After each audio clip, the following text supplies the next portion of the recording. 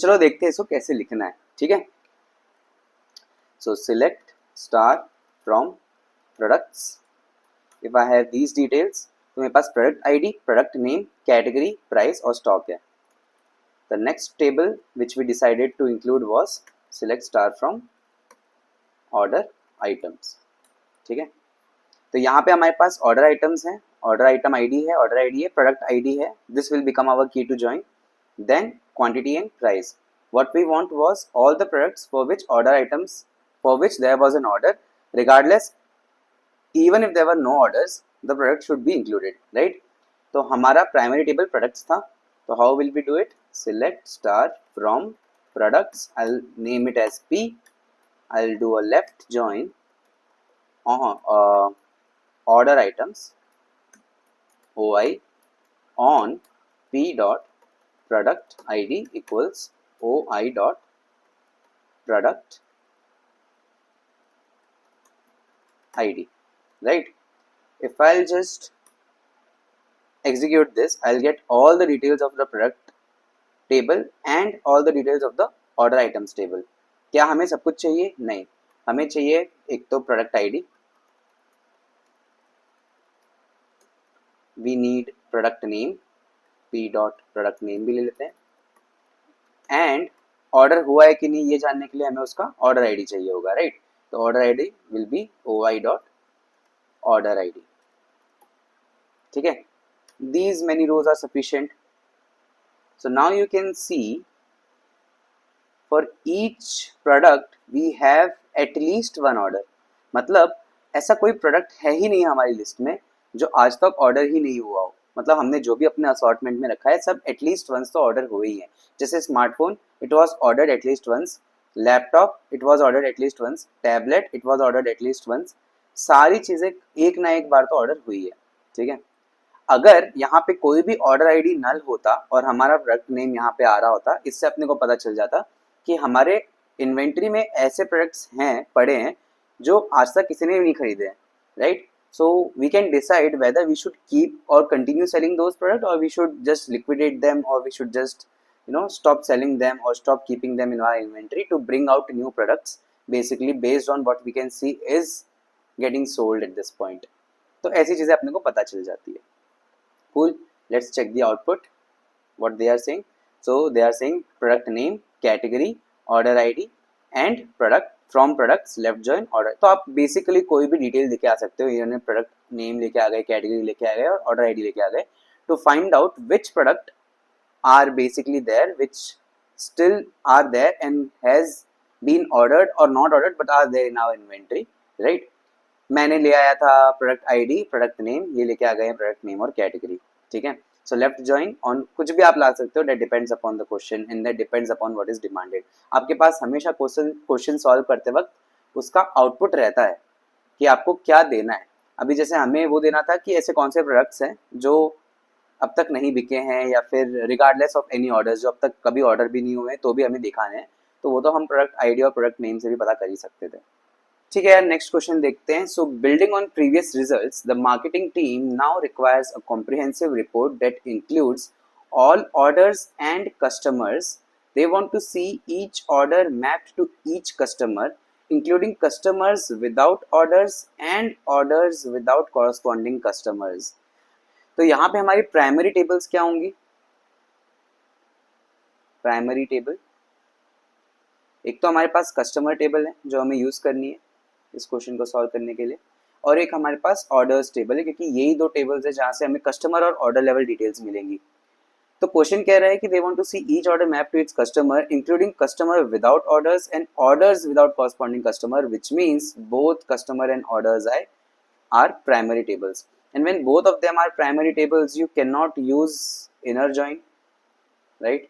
Inner join नहीं use कर सकते क्योंकि दोनों टेबल्स के सारे रोज चाहिए। लेफ्ट जॉइन भी यूज नहीं कर सकते और लेफ्ट और राइट दोनों ही यूज नहीं कर सकते, राइट? तो इस केस में हमें यूज करना होगा फुल आउटर जॉइन, या उसको हम उसको आउटर जॉइन भी बोल सकते हैं, ठीक है। फुल आउटर जॉइन बोलो या आउटर जॉइन बोलो, ठीक है। So this is the use case. कैसे करना होगा? अगर मेरे को सारे कस्टमर और सारे ऑर्डर्स की डिटेल्स चाहिए तो सिलेक्ट स्टार फ्रॉम कस्टमर्स, ठीक है, जॉइन ऑर्डर्स ऑन सी, अगर मैं कस्टमर्स को सी बोल दूं और ऑर्डर्स को ओ बोल दूं, on C dot customer I D equals to O dot customer I D, ठीक है। अगर मैं ऐसे सारी चीज़ें निकाल दूँ इसमें से तो मेरे पास ये सारी चीज़ें आ जाएंगी, बट मेरे को क्या चाहिए, मेरे को कस्टमर की डिटेल्स चाहिए, तो मैं लिखूंगा C dot customer I D and C dot first name and C dot last name, ये तो मेरे को चाहिए फ्रॉम कस्टमर्स। ऑर्डर टेबल की इंपॉर्टेंट डिटेल्स कहाँ पे मिलेंगी मेरे को, एक तो ऑर्डर आईडी चाहिए होगी, एक मेरे को चाहिए होगा ऑर्डर डेट, मान लेते हैं, मतलब मैं बस अपने हिसाब से चीज़ें लेके आ रहा हूँ कि ये सब चीज़ें तो चाहिए होंगी मेरे को, और एक मेरे को चाहिए होगा टोटल अमाउंट ऑर्डर टेबल में से, ठीक है। If I only have these details, तो customer ID, first name, last name, order ID, ये सब हमारे पास आ गया है। आप देख सकते हैं total 15 rows we have got from this detail, right. अगर मैं इस जॉइन को लेफ्ट जॉइन से रिप्लेस कर दूं तो क्या हमारे डिटेल्स बढ़ी? यस। अब हमारे पास 18 रोज है total, because we have such customers who haven't ordered yet and they are still sitting in the customer database. They must have signed up but they have never ordered. तो यहाँ पे हमारे पास total 18 रोज आ गई। अगर मैं राइट ज्वाइन कर दूँ तो हमारे पास 15 रोज ही आ रही है अगेन।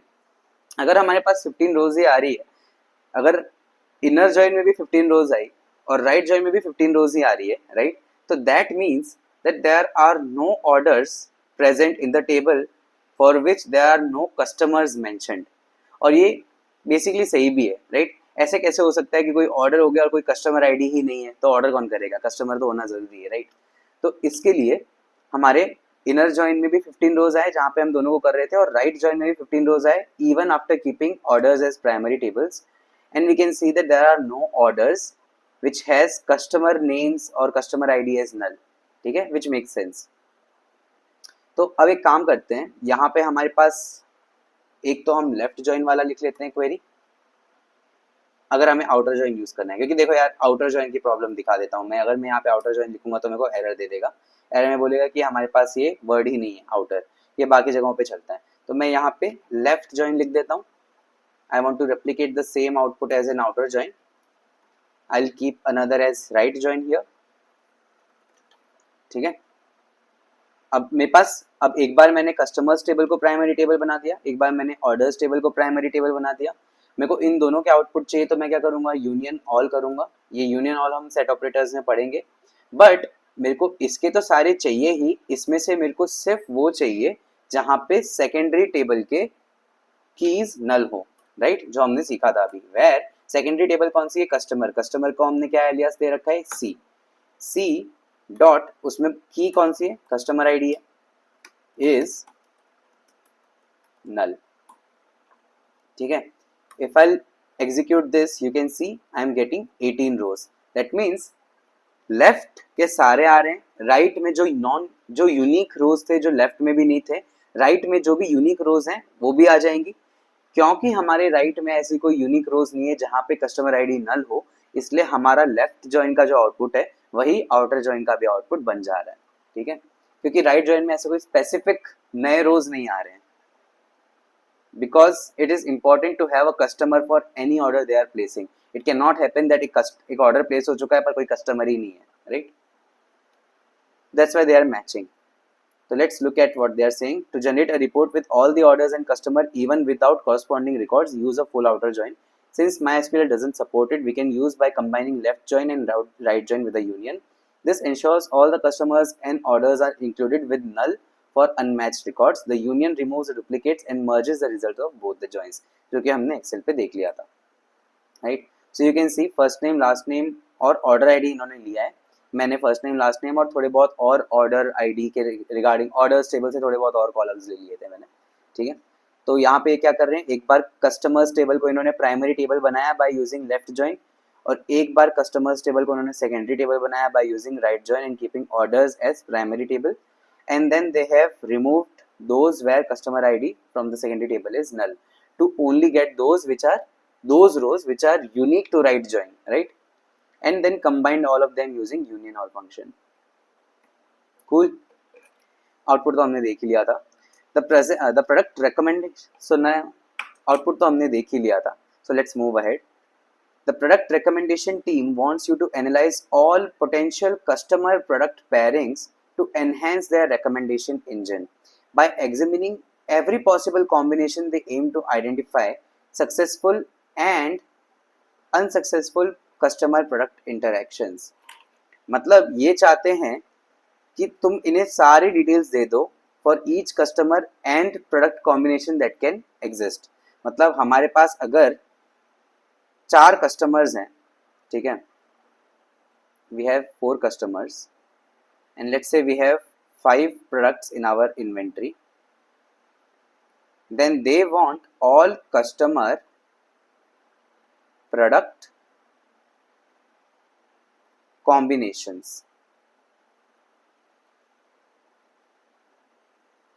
ठीक है, जैसे कि हमारा मोहन एक बंदा है, ठीक है, मोहन और टीवी एक कॉम्बिनेशन है, मोहन और फ्रिज एक कॉम्बिनेशन हो जाएगा.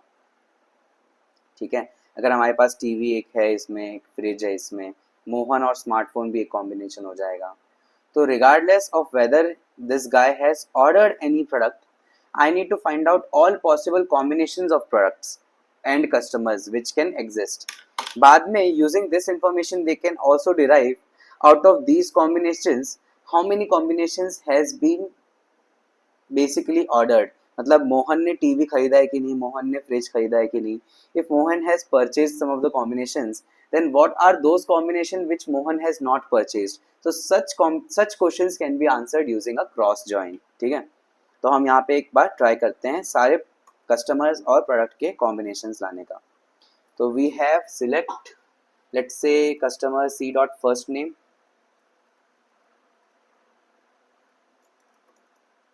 सी डॉट लास्ट नेम, ये तो हमें चाहिए ही. इसके अलावा हम सी की कस्टमर आईडी भी ले लेते हैं, सी डॉट कस्टमर आईडी. ठीक है, ये ले ली हमने. Apart from that I will take P dot product ID and P dot product name.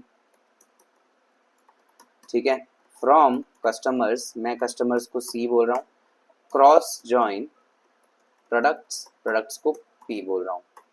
If I'll do this and execute, you can see I'm getting 225 rows. Why 225 rows? क्योंकि हमारे पास I think 15 he customer होंगे और 15 ही products होंगे total. If I want to find out, तो I'll say select distinct customer ID from customers. मेरे को ये देखना है कि टोटल कितने कस्टमर्स हैं मेरे पास. मेरे पास टोटल 15 कस्टमर्स हैं. Similarly, if I'll say product ID from products, then I'll have 15 again. तो मेरे पास दोनों टेबल्स में 15 रोज हैं. तो total number of combinations which I'll get is 15 into 15 which is 225. तो आप यहाँ पे देख सकते हैं हमारे पास 225 कॉम्बिनेशंस आ गए हैं. हर एक कस्टमर के लिए हर बार एक नया वो आ रहा है.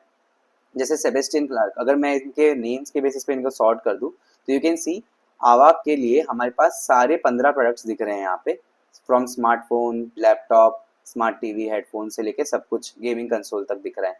देन कम्स एमिली के लिए हमारे पास वापस सारे प्रोडक्ट्स रिपीट हो रहे हैं. देन ईथन के लिए सारे प्रोडक्ट्स रिपीट हो रहे हैं. So all combinations are coming, that's the whole point.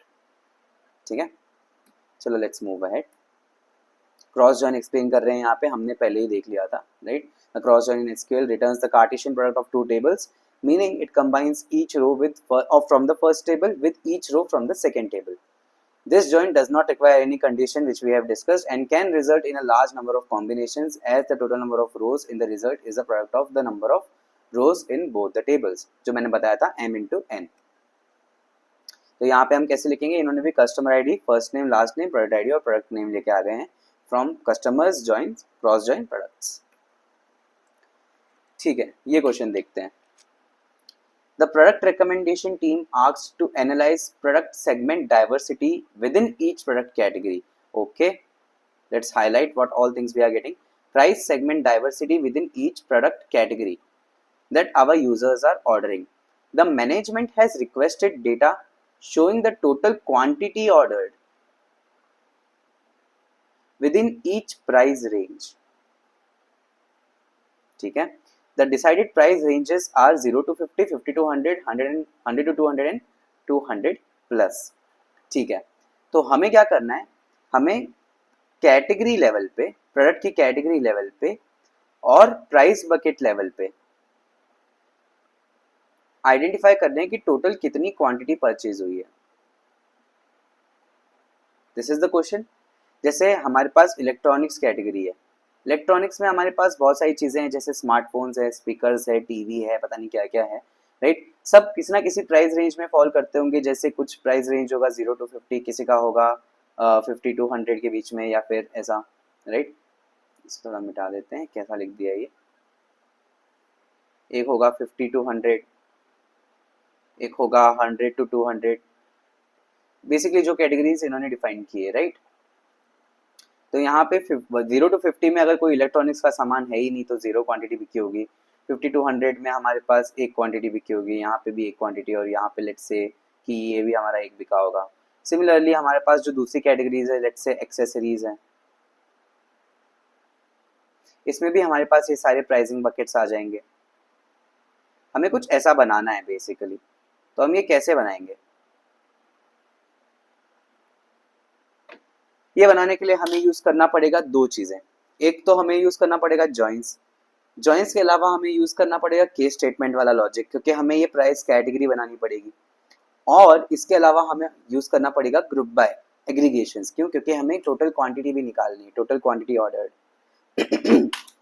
ठीक है, तो चलो देखते हैं कैसे करना है। तो हमारे पास टोटल क्वांटिटी कहाँ पे मिलेगी हमें? Select star from order items में देख लेते हैं पहले तो क्या क्या है। वी हैव ऑर्डर आइटम्स में प्रोडक्ट आईडी है और क्वांटिटी भी है। तो हमें इस टेबल से ये पता चल जाएगा कि हर एक ऑर्डर में एक पर्टिकुलर प्रोडक्ट कितनी बार ऑर्डर हुआ है। ठीक है, जैसे एक ऑर्डर है, ऑर्डर 1001, इस ऑर्डर आईडी में प्रोडक्ट आईडी 1 वाला प्रोडक्ट कम से कम 2 बार ऑर्डर हुआ है। ठीक है, तो अगर मैं ऑर्डर आइटम्स टेबल की डिटेल्स में प्रोडक्ट नेम लेके आ पाया और कैटेगरी लेके आ पाया यूजिंग दिस प्रोडक्ट आईडी, तो अपना आधा काम तो हो गया, राइट। तो चलो पहले वही कर लेते हैं। अपने को हम यहाँ पे सारे ऑर्डर्स हमें ज़रूरी है, राइट। तो सारे ऑर्डर्स होने चाहिए रिगार्डलेस हमारे पास प्रोडक्ट की डिटेल हो ना हो, राइट। सारे ऑर्डर्स होने ज़रूरी है। तो मैं ये कर सकता हूँ, मैं लेफ्ट जॉइन यूज़ कर सकता हूँ ऑर्डर आइटम्स टेबल पे। ठीक है, लेफ्ट जॉइन, या फिर मैं इनर जॉइन भी यूज़ कर सकता हूँ, क्योंकि मुझे पता है कि ऐसा कोई प्रोडक्ट नहीं है जो एक बार भी ऑर्डर नहीं हुआ है फ्रॉम दिस टेबल। बट अगर आपको ये सिनेरियो नहीं पता होता तो आप क्या करते? सेफ साइड पे रहने के लिए ऑर्डर आइटम्स टेबल आपकी प्राइमरी टेबल होती और लेफ्ट जॉइन आप करते प्रोडक्ट्स टेबल से, क्योंकि you need to incorporate all the orders, all the quantities regardless if that product is already sitting in our products table और नॉट। तो आप ये भी पता कर सकते हो कि ऐसे भी काफ़ी आइटम्स ऑर्डर हुए हैं जिनकी प्रोडक्ट डिटेल्स हमारे पास है ही नहीं, so that you can use that for an RCA. आपको पता चल जाएगा कि भाई हाँ यहाँ पे कुछ गड़बड़ी है ऐप में, या फिर you can highlight that part, right. तो यहाँ पे अपने ऑर्डर आइटम्स और प्रोडक्ट्स टेबल्स को लेते हैं। यहाँ पे हम इसको P बोल देते हैं, इसको हम OI बोल देते हैं, and we will be joining it on OI dot product ID equals to P dot product ID। If I do that I am gonna get all the details. पर क्या मुझे सारी डिटेल्स चाहिए? नहीं। What do I require? I require एक तो category, ठीक है, क्योंकि हमें कैटेगरी लेवल पे देखना था। एक मुझे एक कॉलम क्रिएट करना है which tells me about price buckets, right. तो प्राइस बकेट्स के लिए हम कैसे क्रिएट करेंगे कॉलम? Case when. यहाँ पे प्राइस कौन सी चाहिए अपने को? क्या अपने को ये प्राइस चाहिए जो हमें ऑर्डर आइटम्स टेबल से आ रही है? नहीं, हमें चाहिए ये प्राइस जो प्रोडक्ट टेबल से आ रही है, क्योंकि ये जो प्राइस है वो बेस्ड ऑन क्वांटिटी है। How do I know that? क्योंकि आप देखो प्रोडक्ट आईडी जो 1 है उसकी 2 क्वांटिटी ऑर्डर हुई है जो कि स्मार्टफोन है। अब एक स्मार्टफोन तो सिर्फ 499 रुपीज़ का है, बट यहाँ पे हमें प्राइस क्या दिख रही है? 999 रुपीज़ दिख रही है। Why? Because we have ordered 2 quantity in that order. तो ये जो प्राइस जो हमें ऑर्डर आइटम्स टेबल में दिख रहा है, that is total amount which was spend on that product because of its quantity. उसकी एक्चुअल प्राइस तो ये है ना।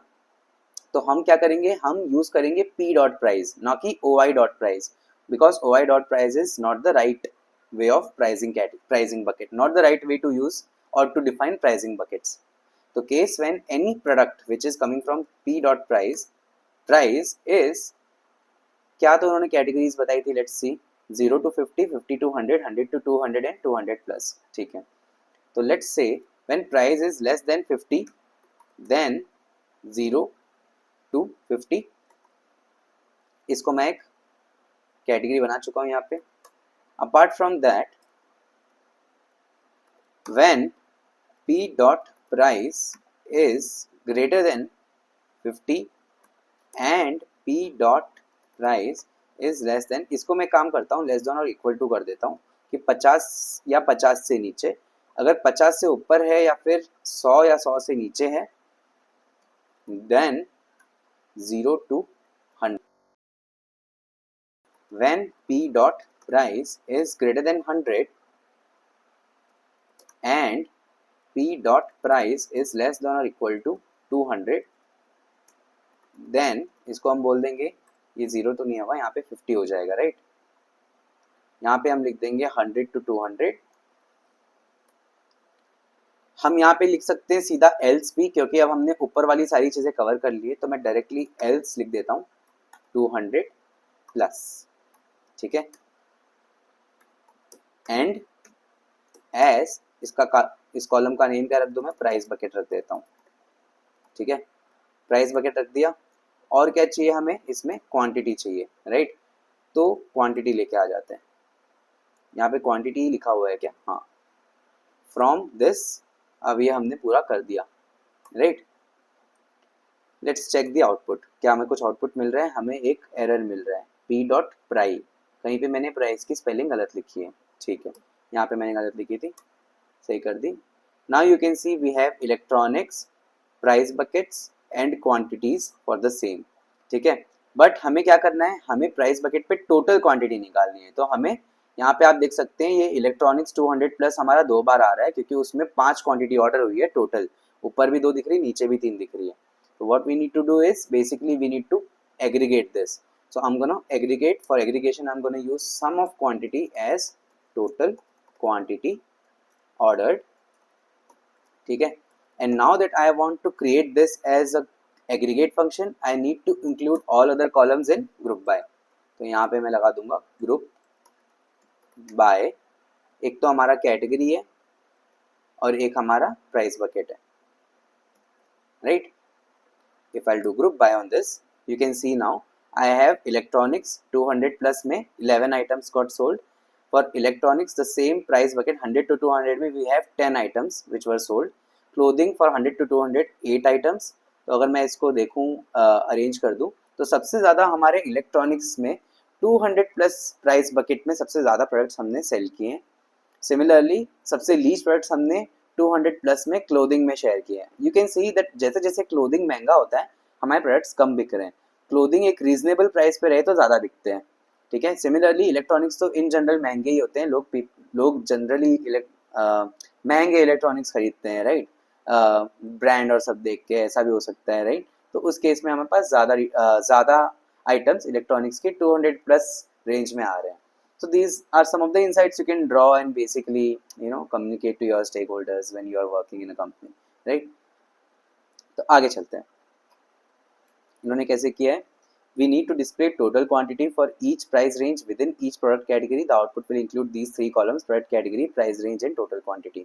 तो create a new column price range हमने बनाया based on a given criteria। ठीक है, group the data by product category and pricing buckets जो हमने लास्ट में किया। Calculate the total quantity by applying sum, right, जो हमने किया था within each category and price range. तो इसमें कैसे किया इन्होंने, कैटेगरी सिलेक्ट किया है, केस डिफाइन किया है 0 to 50, 51 to 100, 101 to 200 और 200 प्लस। ठीक है, and as price range sum of quantity किया है, total quantity sold from product. Inner join, इन्होंने इनर जॉइन किया है बिकॉज दे न्यू कि ऐसा कोई प्रोडक्ट ही नहीं है जो आज तक ऑर्डर नहीं हुआ हो, राइट। हमने लेफ्ट जॉइन किया, anyways it will have no impact because order items में ऐसा कोई प्रोडक्ट नहीं है जो कभी ऑर्डर ही नहीं हुआ हो। ठीक है, तो लेफ्ट ज्वाइन करो या इनर ज्वाइन करो, you will get the same output. ठीक है, आप यहाँ पे भी देख सकते हैं हमारे भी यही आया था, इलेक्ट्रॉनिक्स में 200 प्लस में 11, 100 एंड 200 में 10, सबसे कम हमारा क्लोथिंग वाला बिका था विच इज़ 2 और 100 to 200 इज 8। ठीक है, हमने भी यही ऑब्जर्वेशंस देखे थे। तो I hope this is clear. Next question is identify the customers who are most active or frequent in making payments. Provide a list of customers who have made 2 or more payments. Okay, so we need to identify all the customers who have made payments. हमारे पास एक table है payments की and हमारे पास एक table है customers की. यहाँ पे हमें आइडेंटिफाई करने हैं all those customers who have made payments. पर पेमेंट्स हमारी प्राइमरी टेबल बन जाएगी क्योंकि regardless whether we have any details, जो कि होगी ही क्योंकि पेमेंट हुआ है तो कस्टमर डिटेल्स तो होगी. तो आप चाहो तो इसको प्राइमरी टेबल बना के लेफ्ट जॉइन यूज कर सकते हो या फिर आप डायरेक्टली इन दोनों का इनर जॉइन भी कर सकते हो. It will not impact the output because we know that ऐसा कोई पेमेंट नहीं हो सकता जिसकी कोई कस्टमर आईडी नहीं होगी, राइट. कस्टमर है तभी तो पेमेंट हो रहा है, तो इनर जॉइन भी चल जाएगा. ठीक है, तो हमें यूज करना होगा ये दोनों tables. What we need to also see is we are trying to find out the frequency. That means we need to count how many times the customer has made a payment. That means total payments done. तो count of क्या करेंगे हम, payment IDs. Payment ID के count हमें बताएंगे कि उसने कितने पेमेंट्स किए हैं, राइट. और हमें उसमें एक फिल्टर भी मारना है फॉर 2 और मोर पेमेंट्स. मतलब हमें greater than 1, this thing should be greater than 1, ये वाला फिल्टर भी मारना है. ये हम कैसे मारेंगे, this is an aggregate value और to filter out the aggregates we use having clause. ठीक है, तो हम यूज करेंगे यहाँ पे जॉइन एंड हैविंग क्लॉज. चलो let's try to do that. तो सिलेक्ट स्टार फ्रॉम पेमेंट्स ले लेते हैं. पहले तो देख लेते हैं क्या क्या है हमारी पेमेंट टेबल में. पेमेंट टेबल है, पेमेंट्स नहीं है.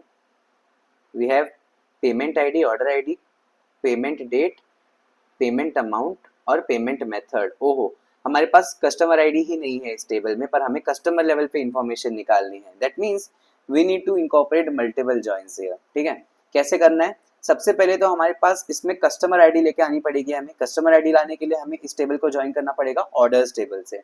तो how will I do that, by using join.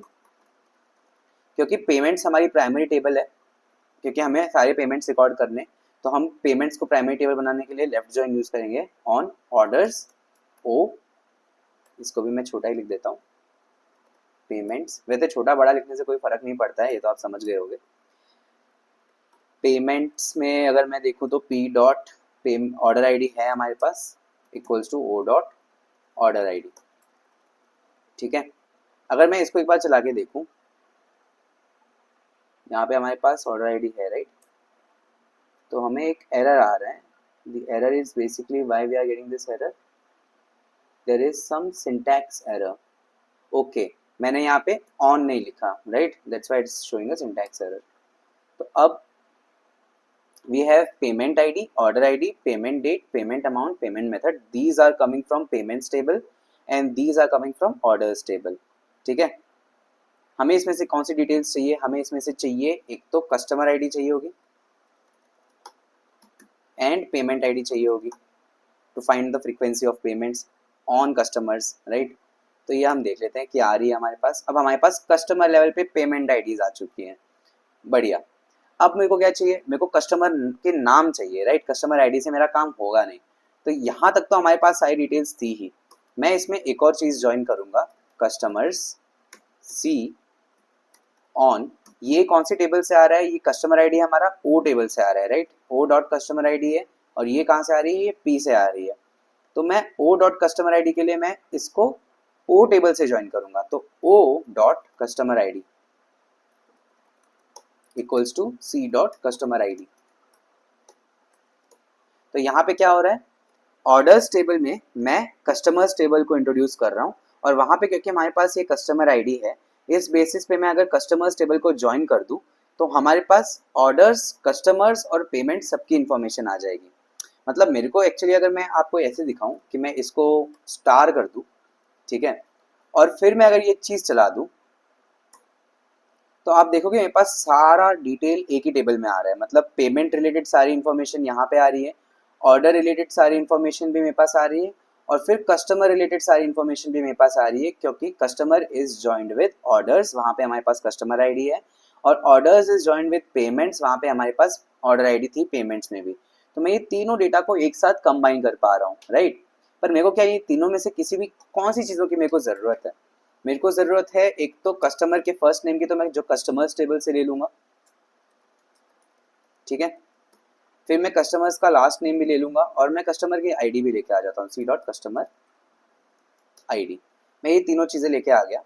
Apart from that, on this basis I want to group or I want to count total payment IDs, right? Payment ID which I'm gonna get from P, ठीक है, as total payments। अगर मैं ये कर रहा हूँ तो मुझे ग्रुप भी करना पड़ेगा, क्योंकि मैं एक एग्रीगेट फंक्शन परफॉर्म कर रहा हूँ। तो ग्रुप बाय सी डॉट, मैं ये सारे कॉपी कर लेता हूँ यहाँ से, ये सारे ग्रुपिंग वैल्यूज होंगे ना हमारे, ये मैंने कॉपी कर लिया। अब अगर मैं इसको चलाऊं तो मेरे पास क्या आ रहा है? Customer ID, customer name, last name और टोटल पेमेंट्स आ रहे हैं, ठीक है। बट उसने क्या मांगा था? उसने हमसे एक और कंडीशन बोली थी कि he wants only those customers whose total payments is more than 1, मतलब 2 या 2 से ज़्यादा चाहिए थे, right.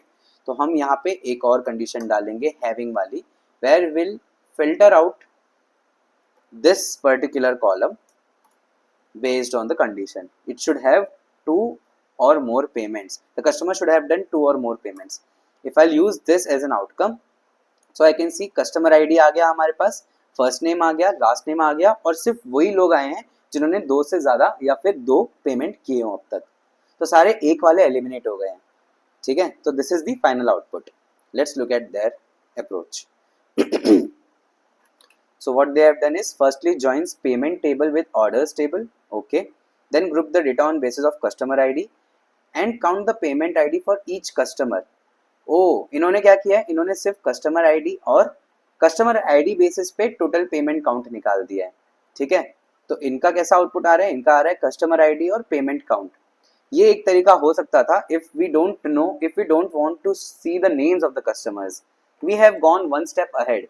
We wanted to check the names of the customers as well apart from their customer ID, and to bring that we have also joined customers table into this, so that we can get customer ID, first name and last name as well, right, and the total number of payments they have done. So इसमें अगर आप देखोगे तो customer ID 2 और 3 ने 3 और 2 payment किए, और हमारे आउटपुट में भी कस्टमर ID 2 और 3 ने 3 और 2 पेमेंट किए, but we also know their names कि customer ID 2 was James Smith and customer ID 3 was Michael Johnson. Cool, आगे बढ़ते हैं। Write an SQL query to find the total amount spent on each product category. The output should display the total product category and corresponding total amount spent. Okay, तो हमें अब क्या करना है? हमारे पास टोटल अमाउंट स्पेंड कहाँ मिलेगा हमें?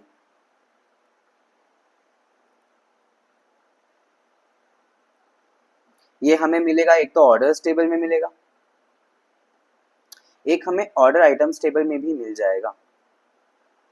ऑर्डर आइटम्स टेबल में जो प्राइस देखा था हमने, राइट, वो क्या था? टोटल क्वांटिटी पर कितना प्राइस बन रहा था, टोटल कितना अमाउंट था, वो भी टोटल अमाउंट ही था basically at a product level. And since we need this at a product category level, we need to use order items table only, ठीक है। तो हमें क्या करना है? हम ऑर्डर आइटम्स टेबल को प्रोडक्ट टेबल से ज्वाइन करेंगे, so that we can bring the product category inside it, and based on this category column we will find out the total amount spent for each category, and we need to sort it by descending order by total amount spent, ठीक है। Try करते हैं। Now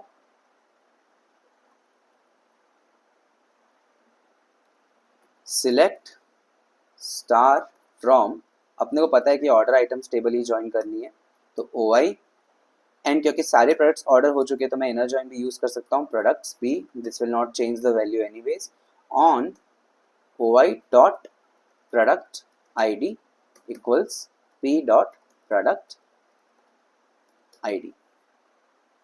If I do that, I will have all the details of the order items table as well as the details of the product ID, products table, right? What we want from this? We only want category, right? and total amount spent is basically nothing but sum of price spent in that category as total amount spent. ठीक है. Now that I'm grouping it at a category level, so I need to also mention category. You can write p dot category here because it's coming from products table and OI dot price here because it's coming from order ID table. ठीक है, यहाँ पे मैं p dot category लिख देता हूँ. Now if I run this, you can see I have electronics में people have spent almost around 11,199 rupees. In clothing they have spent 4,200 overall. Footwear में we have spent 7,500 and accessories में we have spent 34,800 rupees. ठीक है. Was this the answer to the question? No. They also wanted to sort this basis total amount spent. So how are we going to do this? Order by sum of OI price. This is the column which we need to order it by. Order by sum of OI price descending. So now you can see the first category which is popping up is accessories. The most the most selling category is our accessories. Then comes electronics, then footwear, and lastly clothing. Cool. As simple as that. What they have done, category लेके आ गए हैं. Order OI price as total amount spent.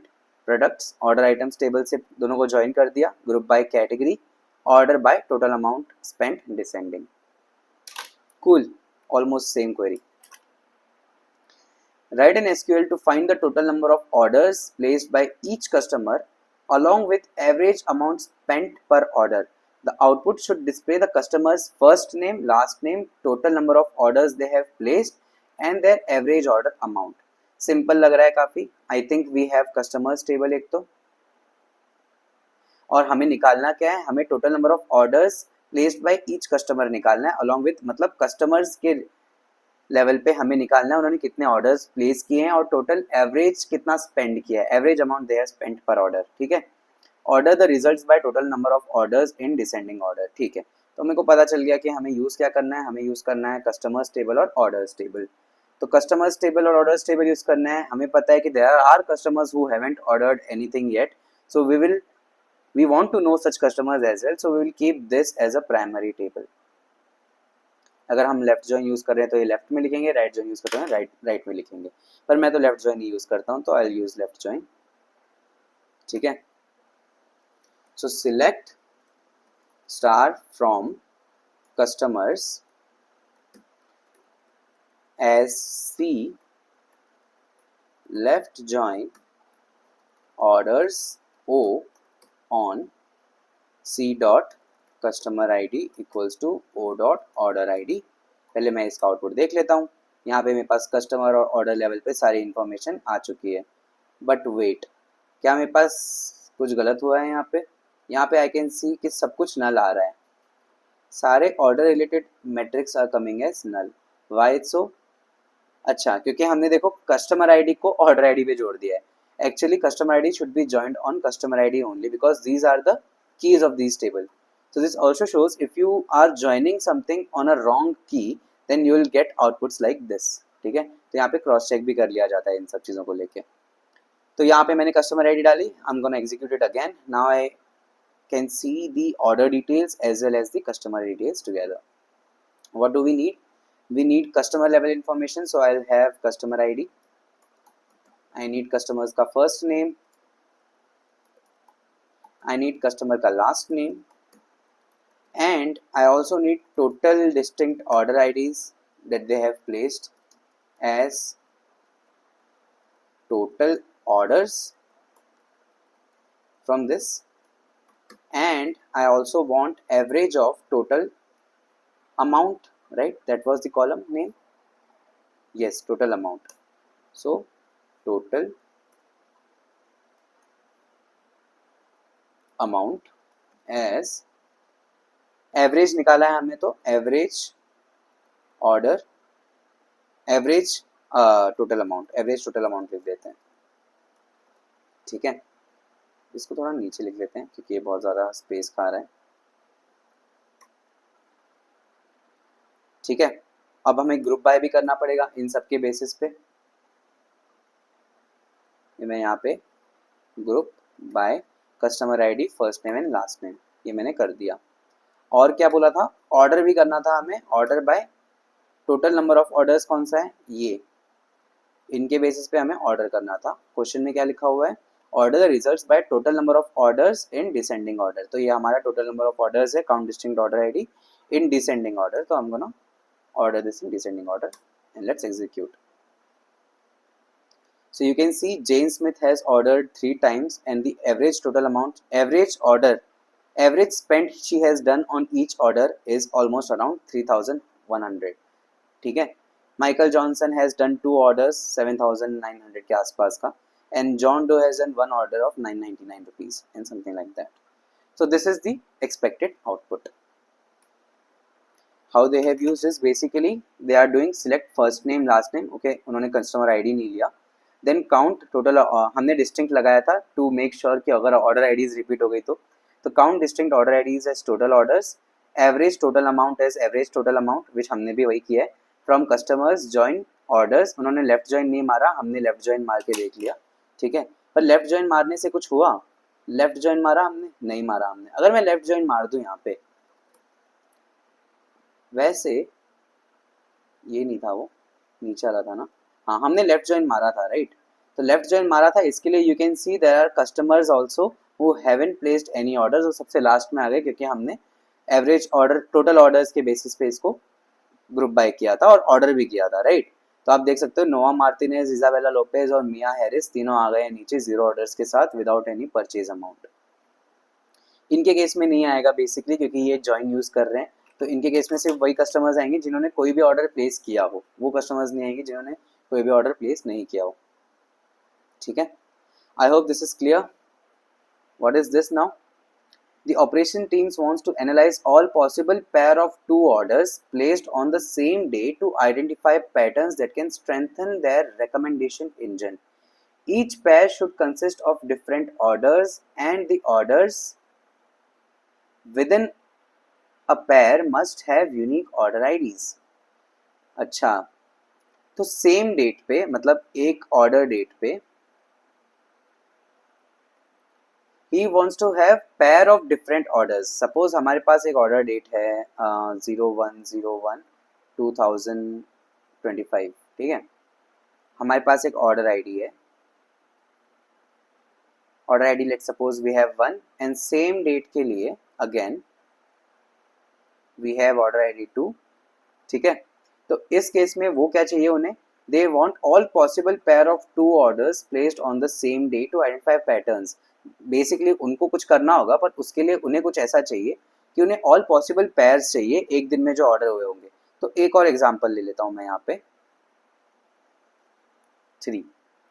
तो all possible pairs क्या हो सकते हैं, एक तो हो सकता है इस पर्टिकुलर डेट के लिए 01/01/2025, एक पैर हो सकता है 1 और 2, एक पैर हो सकता है 2 और 1, एक पैर हो सकता है 3 और 2, 2 3 1 3 3 1, ये सारे पॉसिबल पेयर्स हैं जो इस पर्टिकुलर डेट में आ जाएंगे राइट, यूजिंग दीज 3 कॉम्बिनेशंस। तो ये हम कैसे लेके आए एक पर्टिकुलर डेट में अलग अलग कॉम्बिनेशन, ये तो हम कैसे कर सकते हैं, तो ये करने के लिए हमें बेसिकली सेल्फ जॉइन सीखना पड़ेगा। So self join can join the table to itself, ठीक है। तो यहाँ पे हमें ऑर्डर आईडी यहाँ भी चाहिए और ऑर्डर आईडी यहाँ भी चाहिए, एक ही कॉलम चाहिए हमें 2 बार और हमें ज्वाइन करना है सेम डेट पे। तो that means we don't have any other tables to make this thing right, we need to use the same table again and join it to itself so that we can produce something like this.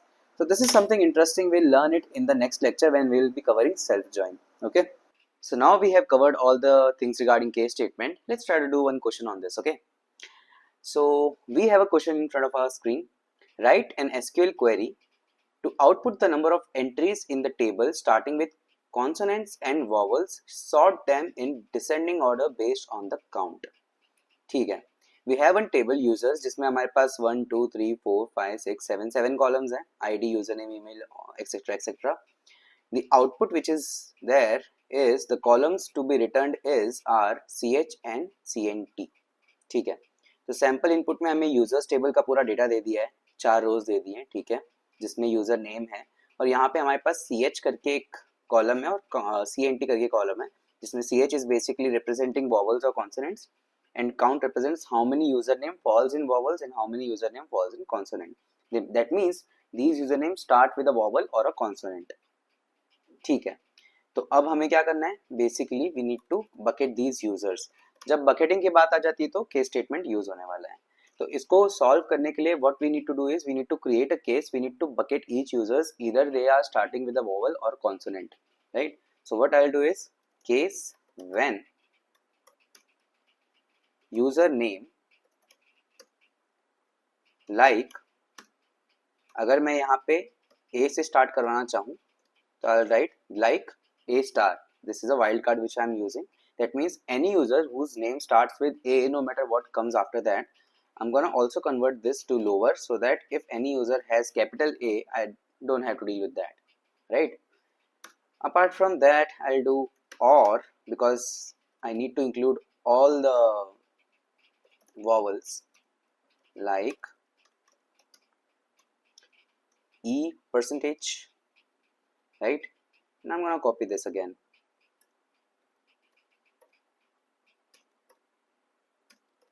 Because there are 5 vowels, right? A, E, I, O and U. And I'm gonna keep all these conditions together. If these conditions fulfill, then I will say vowel, else it will be a consonant, क्योंकि दो ही चीजें हो सकती है. And as CH, this is what the name was given, right, for the sample output. Count, I'll do username. This will be count from users table. Group by CH because ये हमने create किया है. This will basically count all the username and bucket them into these two groups, consonants and vowels. Group by CH. Order by, it was said that I need to sort them in descending order based on the count. So order by CNT, which is nothing but count of username descending, done, right? First I'll run this. It is giving me CH, count of username, consonant, vowel 32-7. But in the sample output it was mentioned it needs to be CH and CNT. So I'm gonna change this name as CNT. Now let's run this. So now I have CH, consonant, vowels, count 32-7. This is basically just a sample output, not the actual output. We will get to know when we'll submit. So it's passed. This is one way of doing it, but apart from that there is another way of doing it as well, right? If I'll just keep this, अगर यहाँ पे कोई और condition, अगर ए ई आई ओ you ऐसे अगर मैं consonants के लिए मेंशन करता तो कि मैं ऐसे कुछ अराउंड मेरे को 21 लेटर्स मेंशन करने पड़ते, राइट? तो मैं बार बार और कंडीशन डालूं, इससे अच्छा I will take the first letter of each user name and then directly compare it, right? मैं ऐसे भी कर सकता था इसको, select case when left of username comma 1. This will grab the first letter of username. We have studied this in string function, right? In, I'll also convert this in lower to avoid capital A's by using nested function. In, now I can directly write all the vowels together.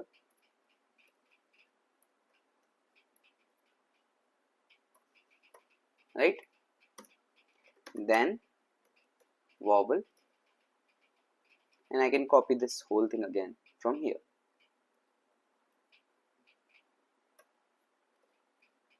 Right? Now uncomment this.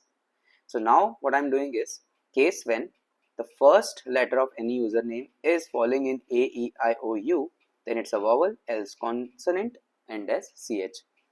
Rest everything remains same, and I'm gonna run this again. I'm getting the same output. This is I've commented, so I can delete this. If I'll submit this, I'm still getting the right answer. I hope this is clear, right? Cool. Let's look at this question now. Write a query to retrieve all the Twitter users in our database who have no record of posting or retweeting content. ठीक है, we have two tables here. One is users, which has ID of the user, username, email, remember token, I don't know what that means, created at, updated at, and password digest. Okay, some details about the users. And there is second table called user tweet relation, which has ID, must be of the tweet, created at, retweet, user ID, and tweet ID. Cool. So the output which is expected here is, the column to be returned is our only username. That means we need only this as an output. So I'll write select user name because I know that this is the only thing which we need. ठीक है. From users, I'll just write it as u for my reference. Then let's check what is this example. Sample input. Okay, so they have given the table users have this data. Okay, John Doe, Jane Doe, Alice, and Bob. Each of them has different user ID 1, 2, 3, 4. And then there is this user tweet relation which has ID, created at, retweet, user ID is there, and here also this must be representing the user ID only. So you can see that in this table we have only two people who have tweeted, right? User ID 1 and 2. They have tweeted something, that's why their ID has been created in this table. Rest, in the total user database, we have 4 users, John Doe, Jane Doe, Alice, and Bob. But the sample output says that you need only two of, sample output is giving only Alice and Bob. Why? So there is this explanation given here. User John Doe has posted a tweet, record in tweet user relation, so he is excluded. So since he has posted something, that's why his one record is coming in this table. User Jane Doe has retweeted a content, so she is also excluded. Okay, so basically these two, user 1 and user 2, John Doe and Jane Doe, has tweeted something, that's why there's some data is coming in this table. User Bob has no record of posting or retweeting content, so he is included, and the output contains only those users who have no records in user tweet relation table. Fairly simple, right? So we just need to find out those users who are present in the users table but are not present in the tweet user tweet relation table. So how do we do that? If you want all the users which are here, regardless whether they are present here or not, what will you use? You will use left join, right? So I'm gonna join this by using left join on user tweet relation. I'll just write the same way and I'll just rename it as UTR. अरे ठीक है, and I'm gonna join it on u.id equals to user utr dot user id, because here user id is actually the key. The key are basically id in the users table because id will represent the user id only, and here we have the foreign key as user id. So the key is id and user id. So if I'm gonna join these two tables and I'm gonna pull all the data, let's suppose I'm gonna pull all the data.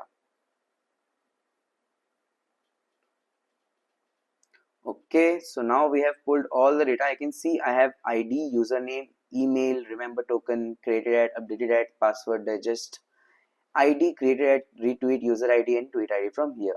If I'm gonna check all these, you can see here I am getting one null as well, right? That means this and this users are registered in the database but they haven't tweeted anything. That's why all their user tweet relation data is coming null, right? And what else do we have? We have one here as well, this rar gay something, I don't know what is it. I don't know what that means though.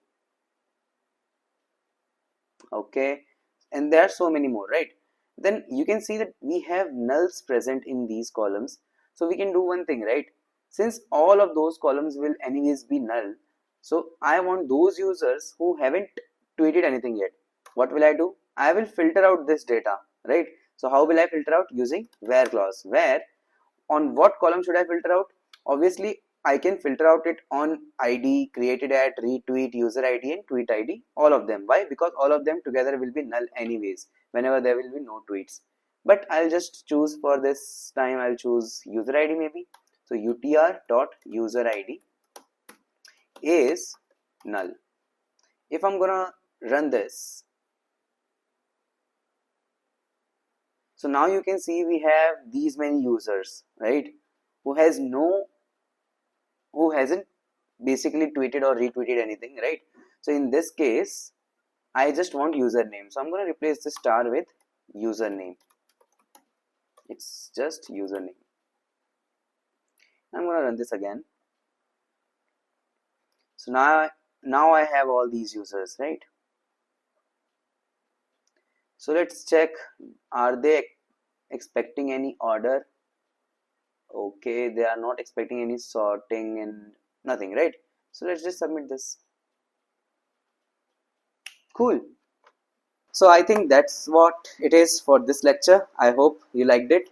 Let's meet for the self join in the next lecture. Bye bye.